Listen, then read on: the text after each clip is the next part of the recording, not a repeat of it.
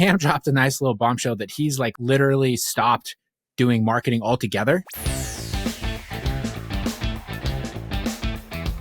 What is going on, guys? Welcome to today's episode of the Collecting Keys Real Estate Investing Podcast. We have a great one for you today because we have Cam Cathcart joining us on the show this afternoon. If this is your first time here, this is the Real Estate Operator Show made by operators for operators so you can continue to grow and expand your real estate business in these ever-changing times that we have going on right now. So we're going to talk about kind of what we're doing in our business, what we're seeing in the economy, and kind of whatever else comes up today. So my name is Mike DeHaan, here with my co-hosts Dan Austin and Dylan Cook. And then Cam, you might recognize from the Better Life podcast with Brandon Turner. But outside of that, Cam, why don't you give us a really quick intro, kind of what your business looks like at like a basic level, 30 seconds, and then we'll kind of dive into some stuff here. Yeah, I own a house buying company in St. Louis. And then we have a rental portfolio. We have a fund that is keeping long-term single-family rentals, and then we are flipping primarily. And so have done around 100 houses a year for the last 5 years. 2024, we did not do 100 houses. We did around 70. But, it's a fun company. Yeah. So it is an interesting company. And then it's interesting times for sure. To say the least. Yeah. And you and me did a one-on-one deep dive. You know, if I was a professional, I would have looked up what episode this was. But, this is a part-time thing. It was episode between 1 and 450. 1 and 450. Somewhere in there. It was in November. It was right before I joined the show, actually. Because I think I told you that you should have Cam on the show after I listened to him on the Better Life podcast, and then you guys connected. Wow. Yeah. Was it that November? I thought it was. Was it that long ago? I thought it was longer ago. I thought it was like in the spring of 2024. It might be, man. Last year was one of those years that kind of just blinked and went by. Yeah. I don't know. Here it is. Episode 330. Shit, you're right, dude. Yeah. It's just July. The only reason I know it was earlier was because when I was on the interview, I was like super high on maybe I was, who knows, but super high on real estate. We had an incredible Q1 and Q2. Yeah. And literally since then, just went down. We've still had good months, but I remember I was so pumped around that time, and now it's a different story. So maybe you got the Keys curse. Is that a thing that's been like destroying people that come on the show? Because whenever the Collecting Keys curse, like everybody behind but us. I'm trying to reverse it coming back on. Hopefully. Okay, let's do it. Yeah. So awesome, man. Well, dude, thanks so much for coming on the show. We really appreciate you coming on. So. Something I want to start with, I think, is an interesting topic, and we were chatting about this briefly before we started recording. So if any of you guys listened last week, we did a deep dive into our kind of Q1 KPIs and kind of the marketing stuff that's working for us. And we got on, Cam dropped a nice little bombshell that he's like literally stopped doing marketing altogether, like very recently. And so that was a very heavy spin on kind of what we normally promote. So I'd love to dive into that to start because, what the hell are you doing? Are you wrapping up shop? Are you still finding deals? No, not at all. Yeah. So I think it first goes back to like kind of the way that we've built our company. And when I started, I bought primarily from connectors. I didn't even do direct to seller marketing my first 18 months in the business. I was really, really great at that because one of the things that I'm amazing at is just building connections. And so I was at every local meetup. I was at every real estate event that was going on in St. Louis. I was shaking hands, kissing babies, doing everything that I could, just make sure that every wholesaler, real estate agent, property management company, senior living facility, probate attorneys, they knew who I was. And I bought a ton of houses just through that. And so, and I did really well. Like in my first year, I literally bought over 100 properties just from connections. That's awesome. That's and amazing. So, and Cam, you're flipping, like majority flipping. You're not. Year one, I was not. Year one, we were flipping some, but actually year one, it was primarily wholesaling or keeping for ourselves. We kind of morphed into more of a flipping company in 2023 and 2024. And so, like 2024, we flipped basically everything that we touched. But Yep.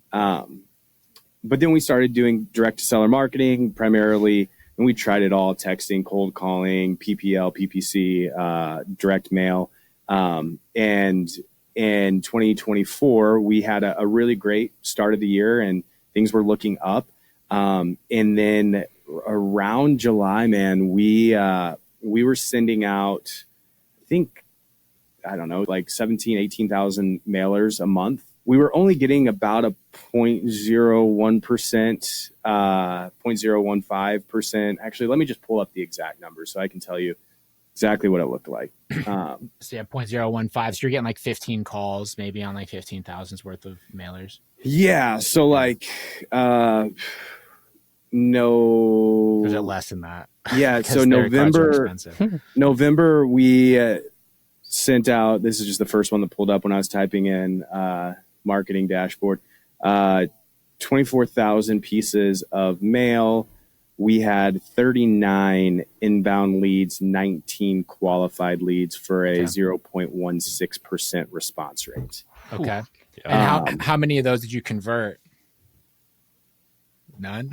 There's zero in there. Zero on it. Shit. Yeah, that sucks. And I think a huge part of that is I've taken some time to reevaluate our business and the way that we do things. Our follow-up is terrible.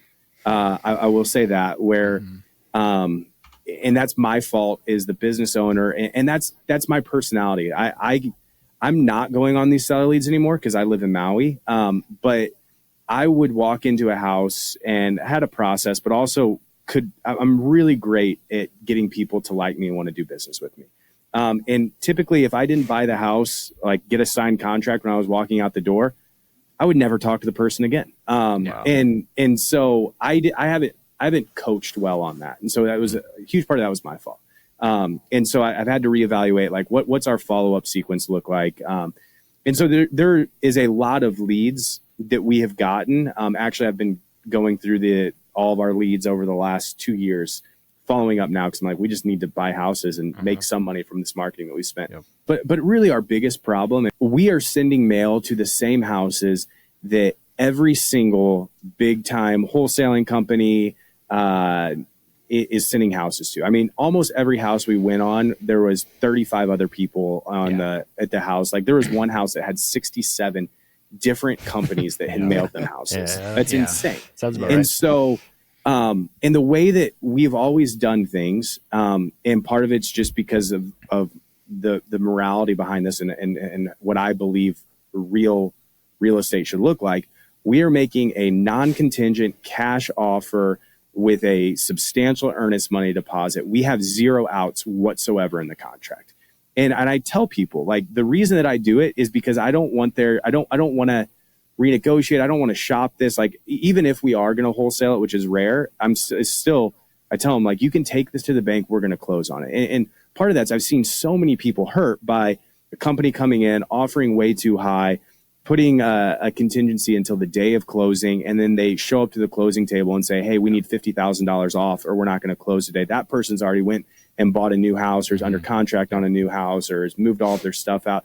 And it just ruins lives, especially because the people that we're sending mail to, they are typically, their house is their only asset. We're not sending mail to multimillionaires that have multiple different houses and stock portfolios. Like, their house is their livelihood. And when you screw with that, I think you're just a terrible person at the end of the day. Yep. And so the way that we have ran our business has been, I don't want to screw with anybody's livelihood. I want them to know what they're going to get, when they're going to get it. And I want it to be a guarantee so they can go start planning their future life.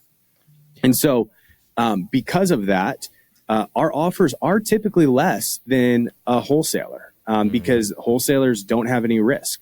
And our offers are typically less than somebody that's going to come in and try and do a novation or something like that on it. And that's just the reality of the situation. And even though I can tell a seller all of the reasons why our offer is safer, like, here's what they're going to do. I've seen this happen a million times.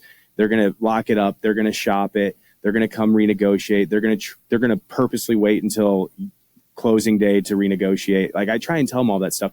But at the end of the day, a lot of sellers that we're working with, they don't understand that. They understand I've got an offer at 200,000 from X, Y, and Z, and I've got an offer at 165,000 from you. I'm taking the $200,000 offer. Yeah. And so, and you're in Indy, right? What I'm in St. Louis. St. Louis, okay. Those Midwestern cities. Yeah. They're all the same. And so that was one of, like, we were losing out on every deal too, and most of it was to honestly wholesaling companies that aren't even based in the United States, that are locking up everything over the phone. They're shopping it, or they're getting the power of attorney and they're doing a novation on it. And I haven't figured out a way yet how to take them down or beat them. And we were really, when it comes to direct seller marketing, we were throwing away money. And so right now I'm processing through, like, is there a better way versus, versus there is, yes, there is, yes. Because that's where I'm interested. How do I find sellers that other people haven't found, or what I'm interested in that. Cause I don't know. I'm not an expert in direct to seller marketing whatsoever. You go to another market.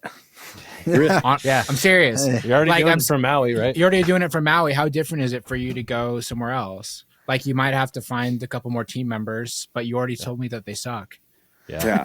No, that's my fault. They're not following up. Yeah.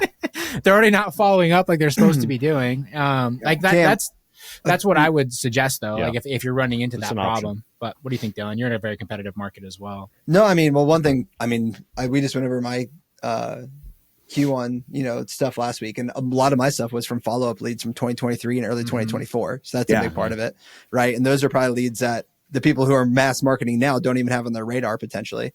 But I wanted 2 follow-up questions. When you're sending out these offers, have you seen the property at least once? Because I feel like you can renegotiate if you let's say you lock it up for 200 and then you go through it and then it's like, hey, everything you just told me was a lie, right? Like, yes. And I agree with that. So I would say our sales process is a little bit different. We will not make an offer over the phone.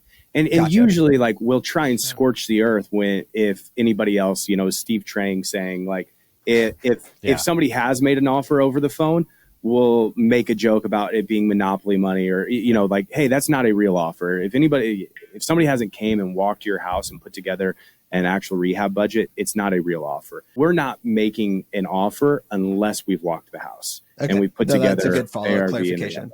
Yeah, that's fair. Yeah. So there's a lot of pieces, and the follow-up piece is such a massive thing though, right? That there probably is deals that you've missed out on that didn't close for whatever reason or another that you could capture now. And it's funny because you're talking about how good of a salesperson you are in person, but now it's been more challenging building that team. I feel like that's so common, because where Dan and I Dan is my original business partner from way back when we started in 2019. And the blessing and the curse that we had is we're bad salespeople, like, honestly. When it comes to, like, B2C, like seller sales, we tried to force people to sell us their house. We're like, if I give you enough data, you'll definitely sell me your house for cheap. Well, we're both engineers by degree, right? And so we would go into these houses like, yes, ma'am, who recently lost your husband, your ceiling, isn't good for what we're trying to do with it. Like, it was pointless. Yeah. But so that forced us to learn to be good leaders. And so we were able to build a sales team. But then we had, like, our competitors that were the opposite problem, where they were great at sales, but then as soon as they start trying to hire, it actually becomes like a, disability on their business, right? Dude, that's a bullseye on our business, where I am incredible at sales, and feel comfortable enough to say, like, out of most people that I know, I would be at the very top. Like, and I can. I'm waiting for your pitch right now. Yeah. My credit card's right here. Let me tell you guys about it. But I'm really great, like, at having empathy and sitting with somebody. Like, for instance, actually, this was here on Maui, but just bought a house that would actually be fun to talk about, the way that we worked it out. But I sat there for 3 hours with her, and her husband had a stroke in 2021 and passed away. She lost her job during COVID. And she got a job, and then the fires here hit, and she lost her job again, and then she got in a car wreck, and literally was able just to sit there and process for 3 hours with her, and then create an offer that was a win-win for her and for us. And I'm good at that. Systems, processes, I'm not an engineer by trade, so my mind doesn't think like that. My mind doesn't think in the terms of follow up. It's like either bought the house or, on to the next one. And so I've had to learn, and I'm still learning. This is I'm in the infancy stages of learning how to move from being a real estate investor to a business owner, if that makes sense. Oh, it makes 100%. I think I'm a phenomenal real estate investor. Like my wife and I, when it was just us two, we were making over 7 figures a year. And then when we've scaled our team to 15 people, I'm making nowhere near, like literally penny, like 30%, 40% of what we were making is when it was just us two. And I know, like for my goals and the life that I want, I can't be a solopreneur, but I'm just trying to figure out that shift. If that makes sense. That's the trade-off though, right? Is you're making less money, but you get to live on Maui now instead of St. Louis, right? Yeah. That's a harder thing for you to do when you're out there having to, hit your own follow-up and, walk your own appointments and doing everything. I mean, that's the biggest transition that we talk about, like in our program with people, and like Dylan can attest to this, is like there's a huge difference between an investor and it's a transition between a real estate investor and an entrepreneur. And I think most all of us get into the business because we want to be real estate investors. And you quickly realize like this is badass and I can make a lot of money, but I have to work like a dog. Right? Cam, how quickly did you go from you and your wife to a team of 15? Like, was that like a balls to the wall, or was that like gradual? It was gradual over the last 5 years. It wasn't like we went from 2 to 15. But one of the things too that I struggle with, and this is just, I think any business owner that struggles with, is what I'm really bad at is wanting other people to think like me and act like me. And so a really great example of that is when I was doing all the acquisitions myself and I didn't have any leads coming in and I didn't know where my next house buy was going to be. I would go buy a stack of Starbucks gift cards and I would drive to every property management company in St. Louis and I'd drop it off and I would talk with them and say, hey, if any of your clients are looking to sell a house or their portfolio, please give me a call. I would go and randomly walk into probate attorneys' offices and ask if I could talk with them. I would go door knock. Like I would do anything and everything that I could to buy houses, and it paid off.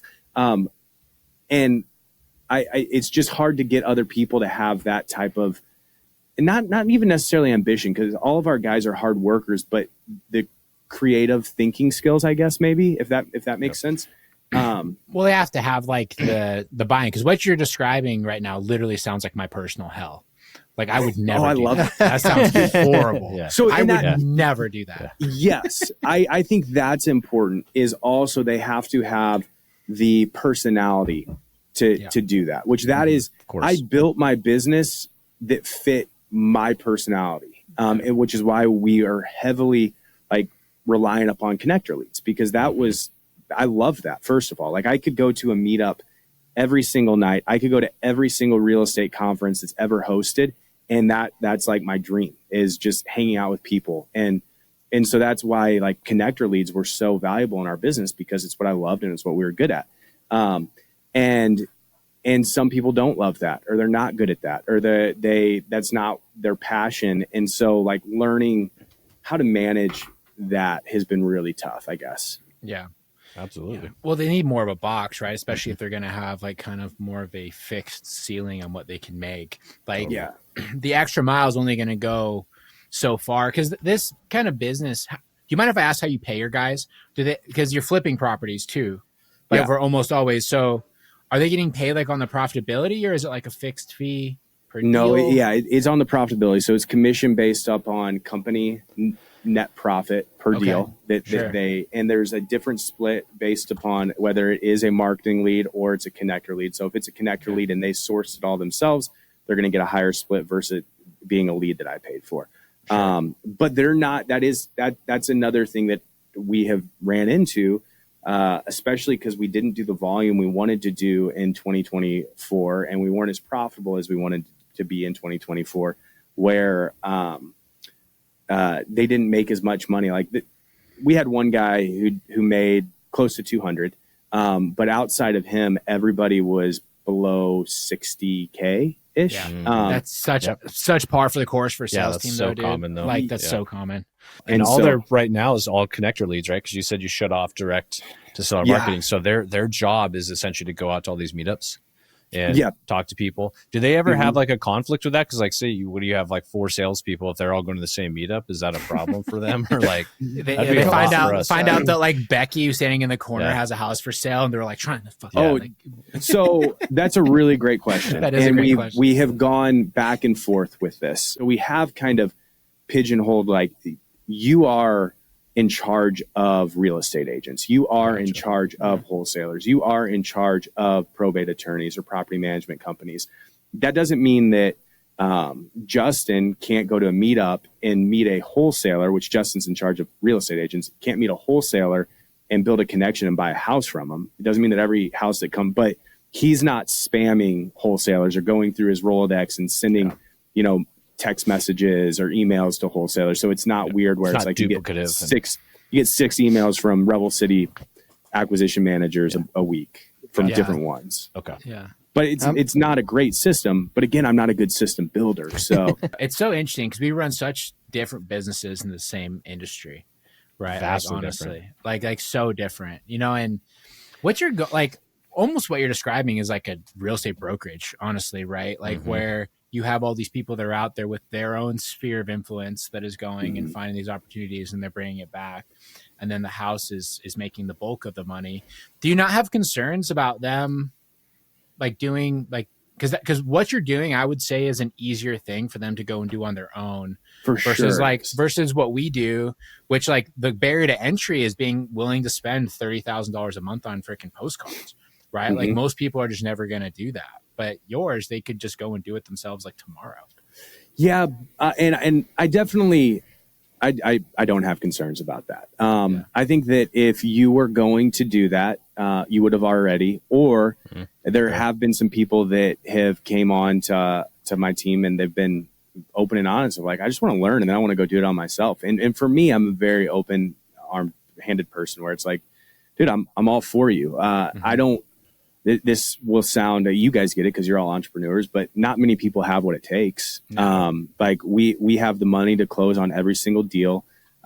We have the infrastructure to rehab houses. We have an in-house agent who's able to list at 1%. Like we have the infrastructure that's built. We have all the systems and processes that it takes. We have the buyers list if we want to wholesale the house. Like they can, but I think that they can be more successful working under my umbrella. What's your thought on that, Dylan, since you're recently in a new hire? So Dylan's been a one-man operator for years. Okay.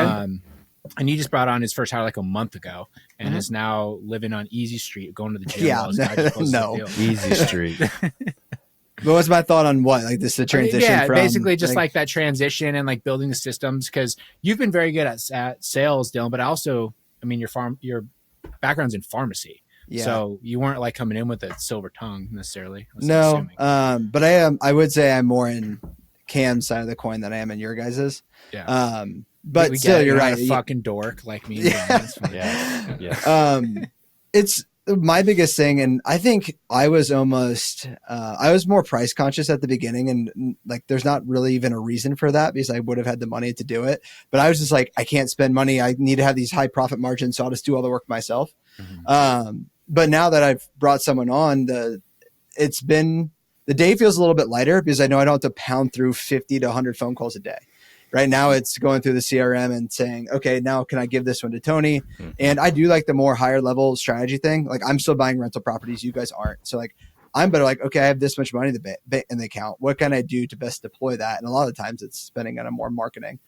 I guess a roundabout way of answering your question is I have gradually liked the transition, but I don't want a team of 15. Like I think I can do me, Tony, a project manager, a VA, and my assistant, and make probably 7 figures, at least I hope, and be happy with that in my own little market. Do you think so? One of our like our end state was to live in Maui, and get to spend a lot of time with my kids as they're in this young season of life. And like, could you do that still with a team of 5? I think that was one of the reasons we did scale, was because I wanted to be able to have people really be able to run the business for me. What I've learned is that's not really the case, but that was, it still is in the back of my mind. Maybe I'm one hire away from somebody that's going to be able to do it. But I have a 6.5 month old at home. So like, we're recent father too. And I think with those 5 people, and Dan and Mike can probably attest to this too at their team size, but I do think that's possible. I mean, the past 2 years doing it myself, top line was 600 and 650, and I probably have 50 to 60% margins on that. Yeah. And so this year it's going to be, we're on pace to do $1 million this year after Q1. And I'll probably have 50%, 40 to 50% margins. So I think it's doable. I can see the light at the end of the tunnel. How many hours do you work in a day right now? Or like, I guess it's still a lot.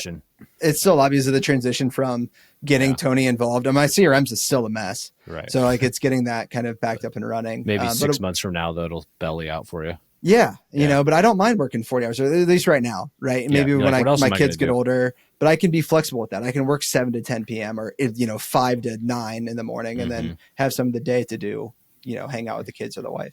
Yeah. So the difference for Dan and I on that is we've had each other, right? And so having business partners has pluses and negatives, right? People that care equivalently to you as well is helpful. That's like the big positive. The negative side is, Dan and I, we're splitting the compensation. Yeah. Right. And so we each have our own ability to have freedoms. Like, I've traveled a ton over the past couple of years, and we had a small team.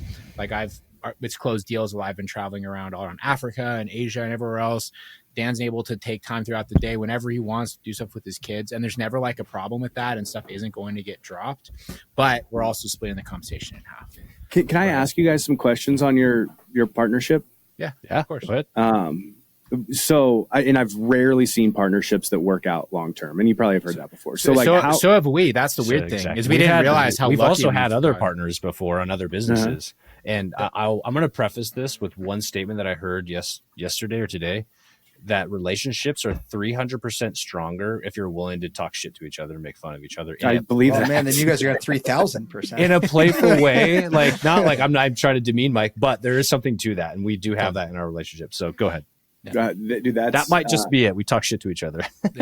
Which is a huge part. I saw Instagram story the other day, and it was a guy who like had emergency surgery, appendicitis. He almost died. He was going septic, and his wife got on his phone, and there was a text from his best friend that was something about like, "Hey man, I hope you're dying right now," or like, "I heard you're." He's like, "I hope I never have to see you again. Thank God." And he was like, "Most people won't understand, but this is a true best friend." Like, exactly. It's not thoughts and prayers. I love you so much. It was like, "Hey man, pumped about this. I never get to see you again." It's amazing. So I put myself in your will 3 hours ago.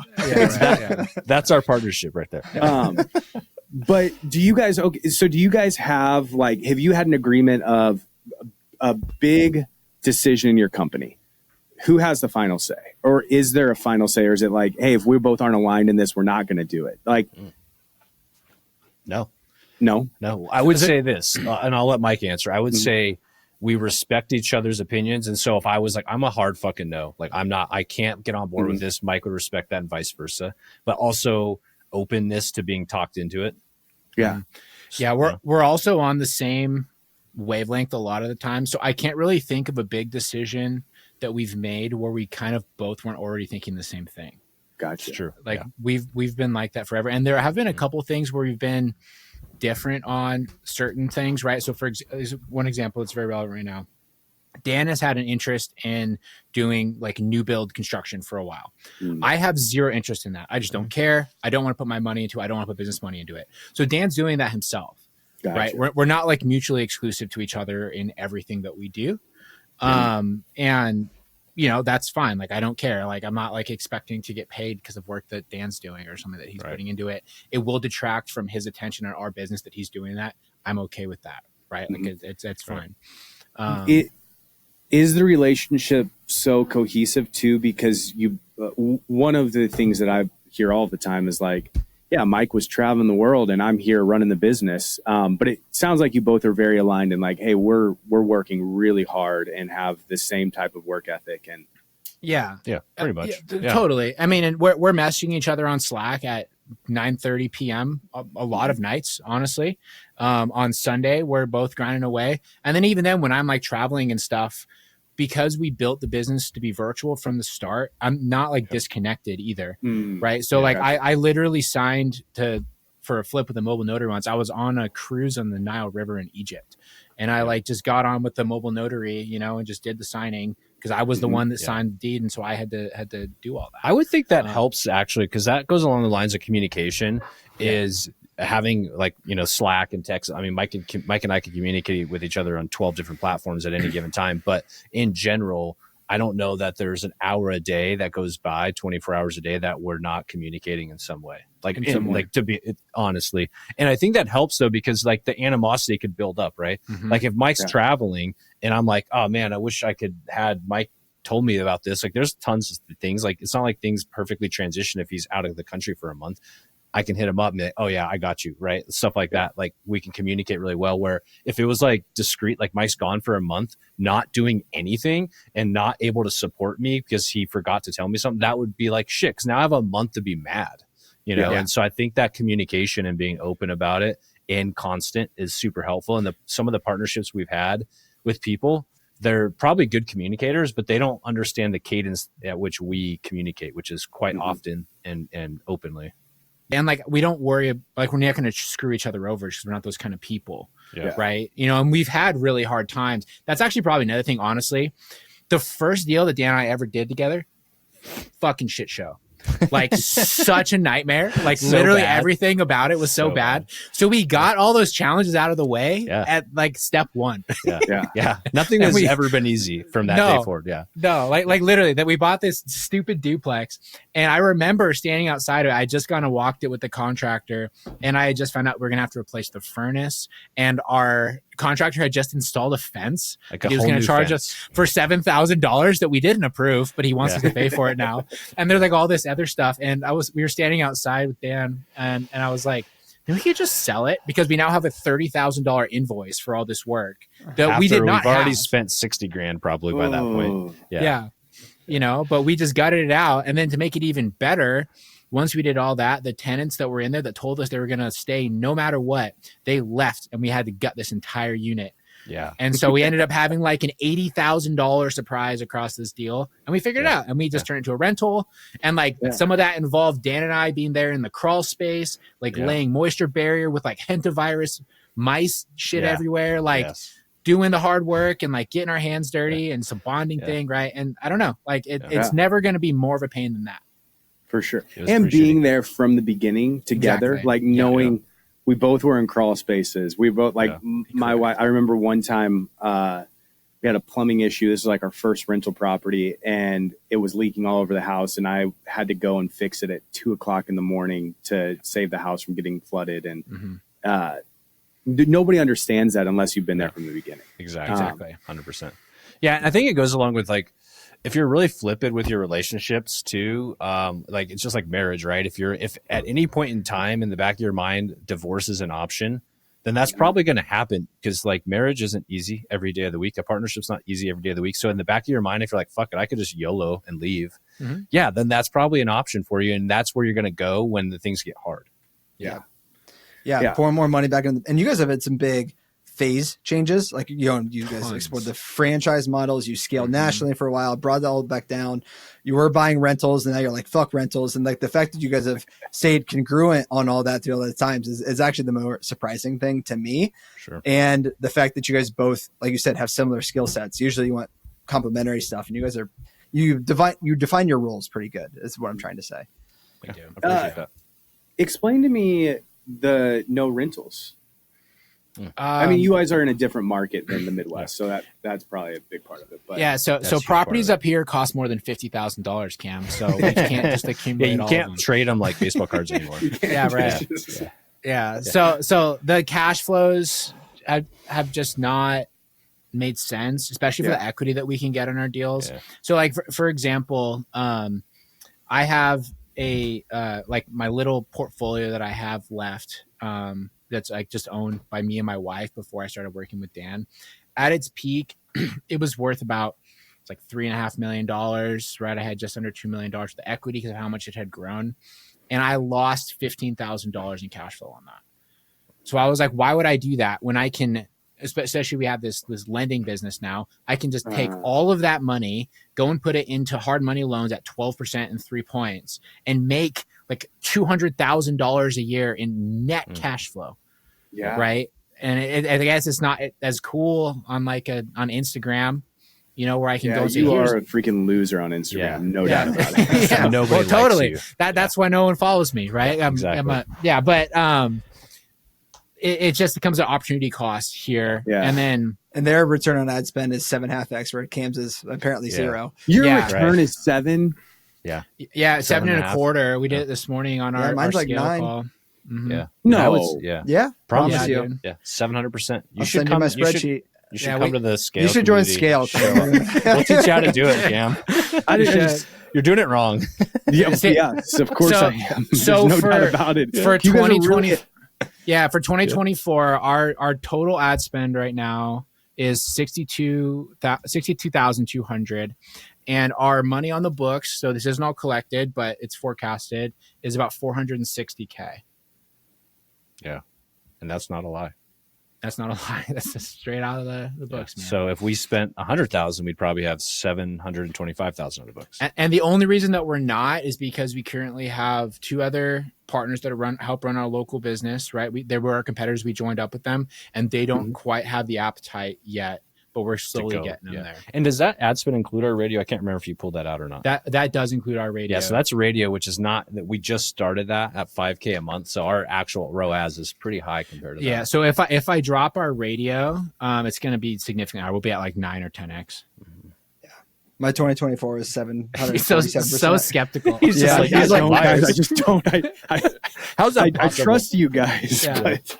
Yeah. But we've historically, like our ROAS, I would say historically has been probably between 5 and 8, somewhere in there, even on like bad quarters. Even when you're like nationwide, wasn't it like similar to that? Yeah. So when we were nationwide, it was about 4.5. Yeah. Mine was between 4 and 5 until about July.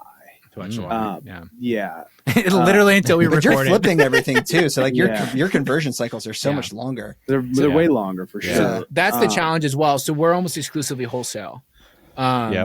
Which makes things move just that much quicker. Although we have the most flips we've had on our books in like a year and a half.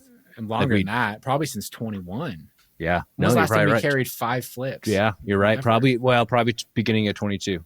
Beginning of 22, for sure. But yeah, so if I drop our radio, our ROAS is 9.36. Yeah.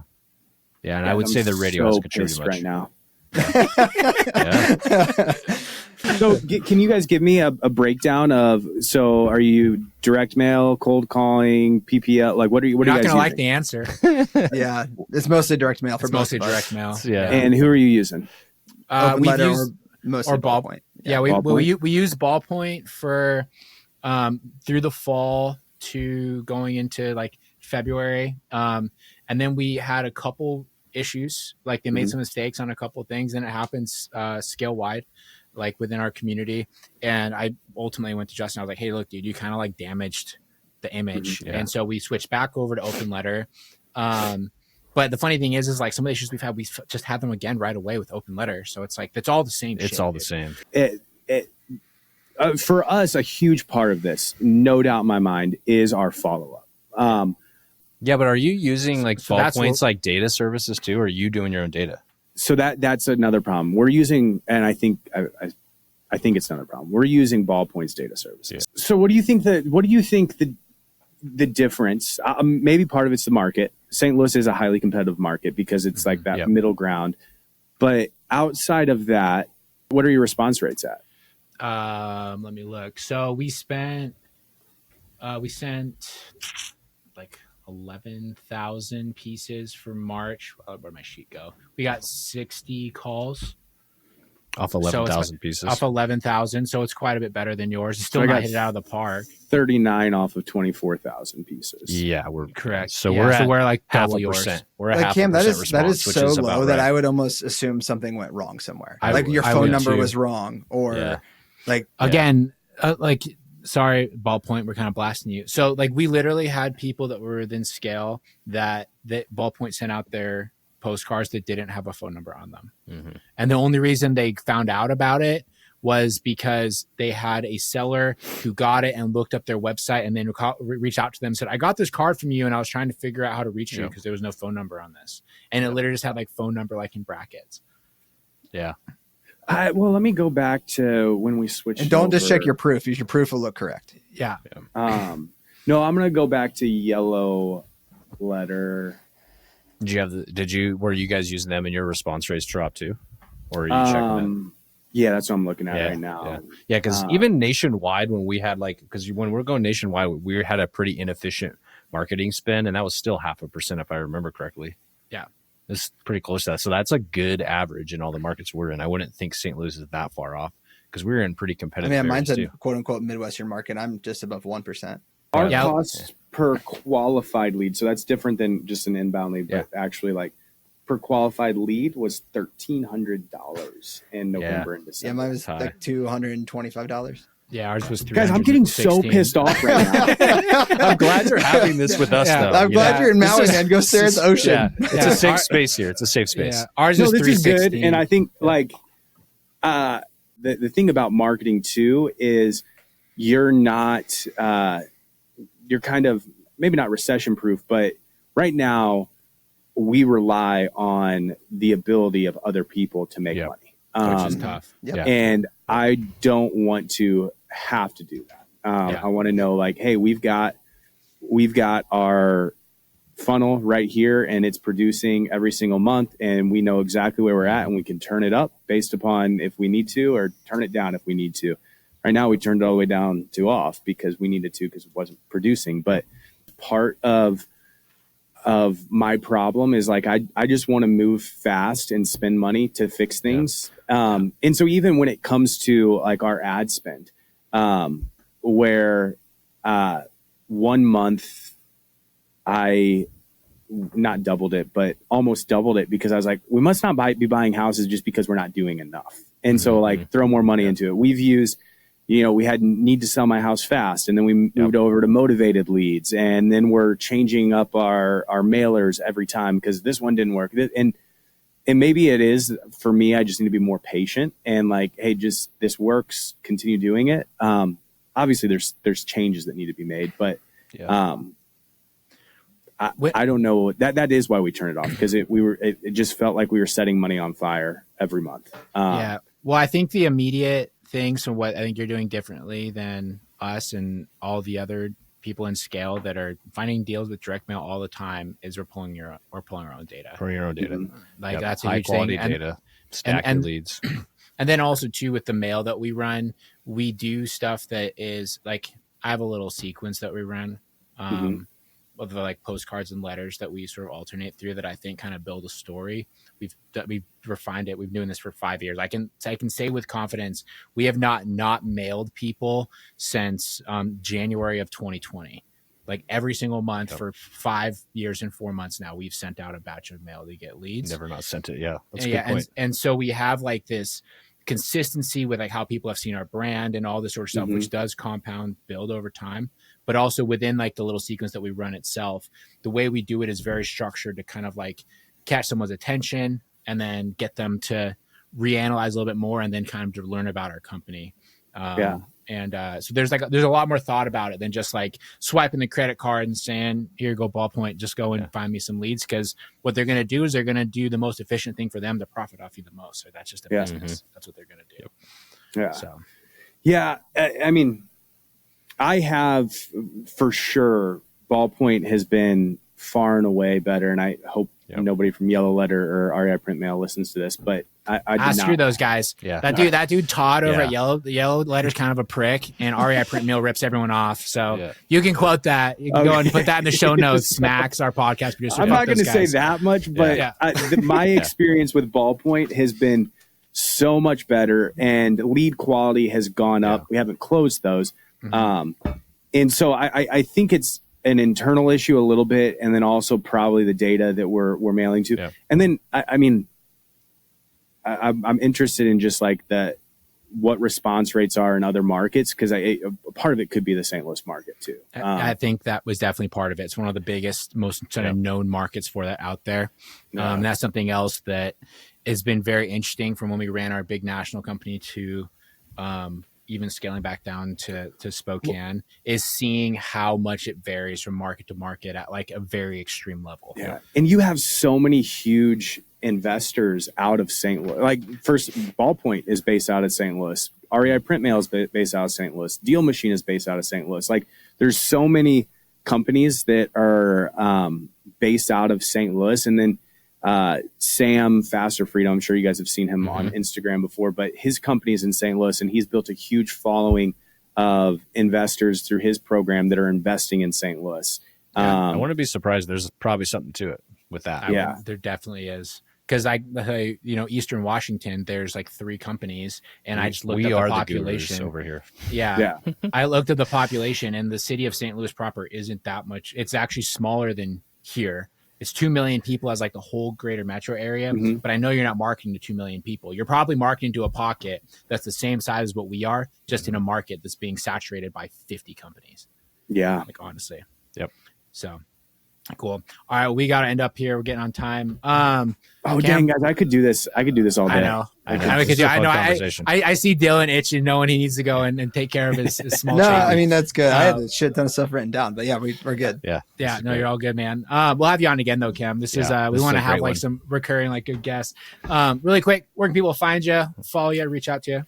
Probably just Instagram is the easiest, and I'm not super active on there. I get in spurts, and we'll post for 2 weeks straight, and then won't post for a month. But Cam.Cathcart on Instagram.